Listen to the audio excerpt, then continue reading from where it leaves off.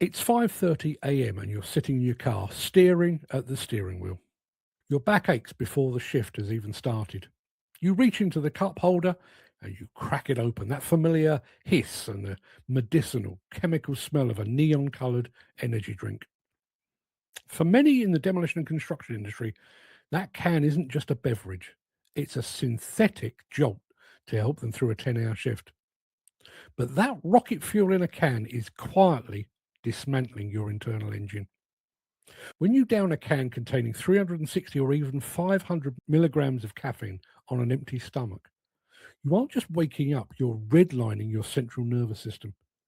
You get the hand tremors, the jitters, a sour stomach, and that lovely neon green urine, a sign your body is desperately trying to flush out massive synthetic doses of B vitamins that it can't actually use.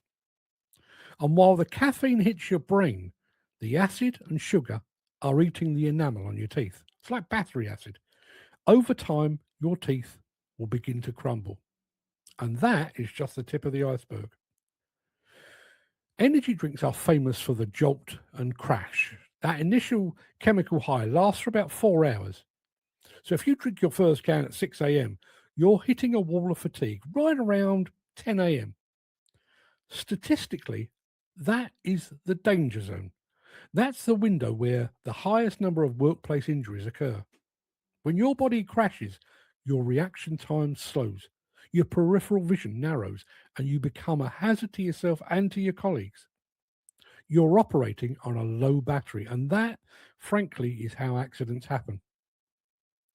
And we often ignore the sugar because we're after the caffeine in energy drinks. But with 25 to 50 grams of sugar per serving, you're essentially dumping a bucket of sand into your internal fuel tank. Daily consumption forces your pancreas to pump out insulin at a frantic pace. Eventually, the beta cells wear out, leading to insulin resistance. Even if you're burning 4,000 calories a day on site, that constant sugar spike puts you at a massive risk for type 2 diabetes. You might be lean from the labor, but on the inside, your metabolism is failing. Your kidneys are the filtration plant for your blood. When you combine heavy manual labor with the diuretic effect of high dose caffeine, you're forcing those filters to run dry. Researchers found elevated levels of creatinine and urea, waste products that should be filtered out, but instead stay in the blood because the kidneys are struggling. If you're already dehydrated from a day in the sun, that energy drink acts like a poison, accelerating the path toward chronic kidney disease. But the most terrifying risk is what happens to your heart. These drinks aren't just strong coffee, they contain additives like guarana, which packs double the caffeine density of a coffee bean and lingers in the system for much, much longer. And that chemical cocktail does two things. It spikes your blood pressure to dangerous levels. There are documented cases of fit middle aged men suffering strokes after heavy consumption. And energy drinks can short circuit the electrical rhythm of your heart. When you combine a chemically altered heart rhythm with the intense physical exertion of a demolition or construction site, you're gambling with sudden cardiac arrest. We've all heard the stories of young, seemingly healthy guys dropping on site.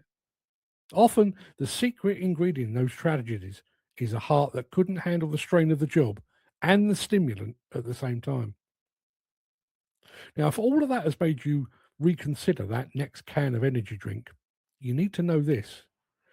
If you try to quit cold turkey tomorrow, you'll probably be useless on the job. Caffeine withdrawal is a medical reality, complete with throbbing headaches, muscle stiffness, and mental fog. The actual answer is to gradually taper your use. Reduce your intake by half every few days. Replace one energy drink with a black coffee or a green tea. You still get the caffeine high, but without the synthetic stimulants and the mountain of sugar.